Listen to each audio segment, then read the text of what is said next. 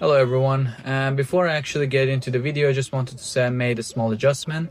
So now the fixer icon, which I'm going to keep mentioning in the video, has changed in the recent update. So now it is clearly marked under RA Logistics, Convoy and Dispatch and Drop Points. This one is visible, but in terms of finding jobs that you have to go to Jobs and boom.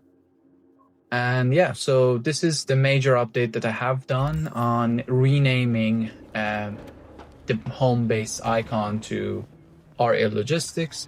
So if you see me in the following video talking about fixer icon and trying to fix it, it's already fixed. It's going to be in the new update. I just want to mention that. I don't want to make a whole new video just for this small change. But it is kind of like a major change and it is more immersive this way. That's all. Hello everyone, I just want to show you how to basically run a delivery with this mod. The way I design it is to have a map marker on this particular location. Right now only Watson is supported. So if you go to the map, you can find it here. Ignore the fixer thing. I have to figure out a way to pretty much change this to what I want. But right now I kind of like it because every time it would be a random fixer. But you have this on your map. You go in this location, you can see it from any direction. Once you're here, something pops up. So you have options to start shift and ignore. When we hit start shift, a truck will summon. And this is a very, very important part. Unlike other delivery mods that have been around, in order to complete jobs, you have to drive this particular truck. If you have a mod that would allow you to purchase this particular truck, you could also use that, but it has to be specifically this truck with its own specific ID. So once you actually enter the truck, a new UI will appear and it will kind of tell you what you have to do. And so let's get in. So one of the reasons that you have to be in this particular truck is you will have a new icons in your map. So right now we have another fixer here. So this was our base, and now the same icon appeared here. I'm just gonna show you something before actually going there. So if I hit this, now I have a way marker that can actually lead me there. But the moment I leave the vehicle, it disappears because you can only do the jobs once you're in the vehicle. So that way, if you kind of leave the vehicle, then you will lose basically the map marker. So let's get in. And again, you don't actually pay to own this truck, it just summons, and it will despawn, I will explain that afterwards. So we go here, and this is the first location, basically, that the game tells us to go. And usually for the first kind of like waypoint, it is very close by, so it's not too far. I put some location that is a bit far, so these are all random, by the way.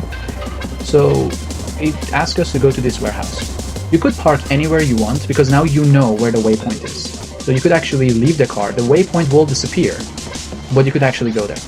Now so it says load cargo, so one thing I'm going to show is right now the time is 11:35. Once we load cargo, it will take time for the truck to actually load the cargo, so let's see.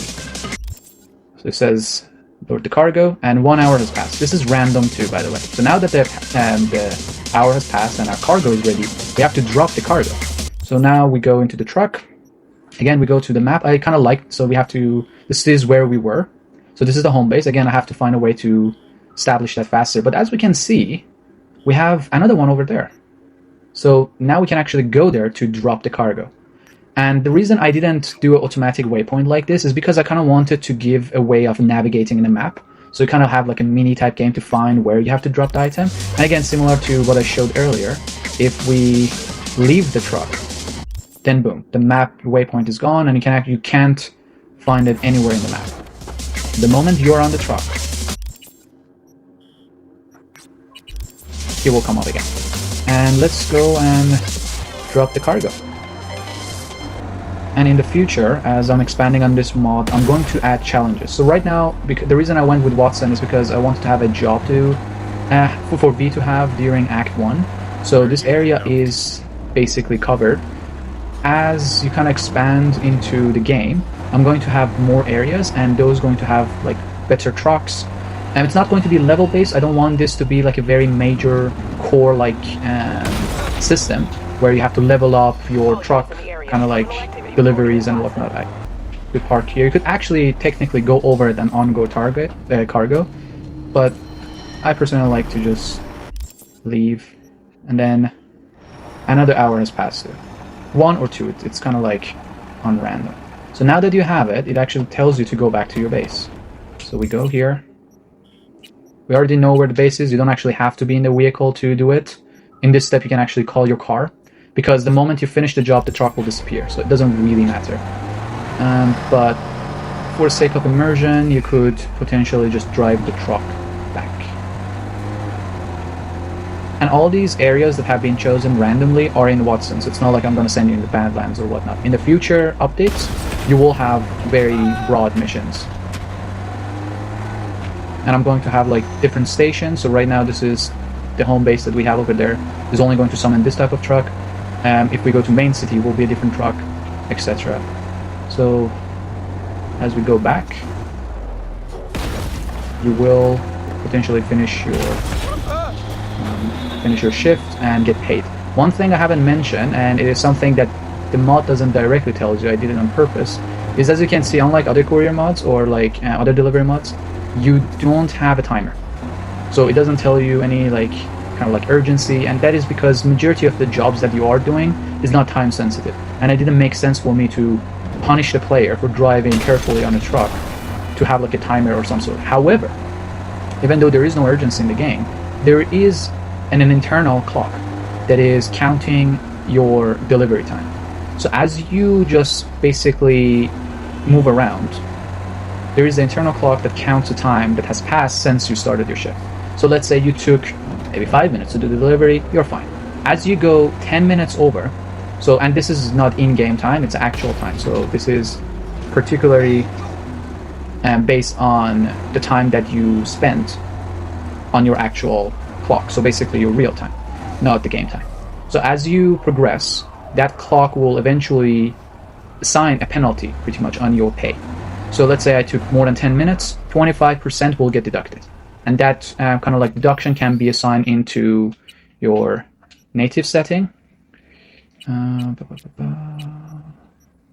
Yep, so penalty, you can actually sign it on how it would be, the amount of money. I won't really push you to use this, but you can't. And the time, again, is a standard cargo, unload, load. This might be a bit different from the time of the release. But yeah, so if you go over a certain time, then you will have a penalty on your pay. This is not said directly, is because, again, this is kind of like a job simulator. But again, there is no urgency on it. So now that we are here, we could actually block the road, but it doesn't matter. So you see the truck is there. We go here, we say complete job, and boom, we get paid, and the truck is gone. And the truck is gone. We go over here, we have start shift again. But yeah, so this is how the game looks.